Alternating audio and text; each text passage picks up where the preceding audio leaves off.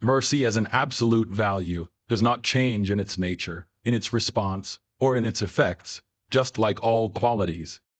However, it changes in the object described to transform into another attribute, where the variable becomes the described instead of the attribute.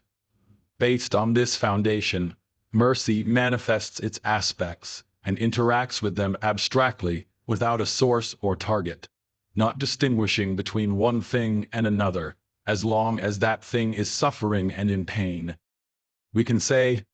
mercy strips itself down and emerges for pain and suffering regardless of the identity of the one suffering. It interacts with the substance of pain regardless of who contains that substance. Just as water demonstrates its ability to extinguish fire by putting it out, not by transferring it to another person, because transferring does not show the impact of water or its interaction with fire. Similarly, mercy disperses Adam's punishment instead of transferring it to Christ, where the transfer is far from demonstrating the impact of mercy and its interaction with suffering, which is evidence of the presence of punishment that contradicts mercy, as it is said.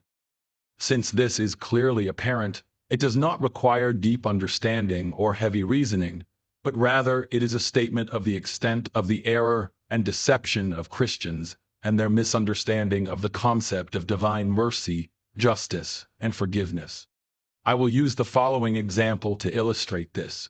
where water represents mercy by extinguishing fire, and demonstrates the impact of water resulting from its direct contact with the flame, and a person on fire representing the target.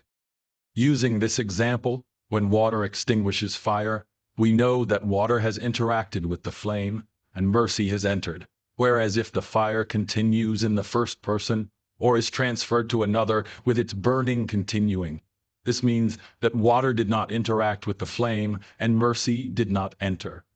Just as water demonstrates its effect on extinguishing a fire by putting it out without transferring it to another person, because the transfer does not show the effect of water, mercy reveals itself by lifting Adam's punishment without transferring it to Christ, because the transfer does not show the impact of mercy.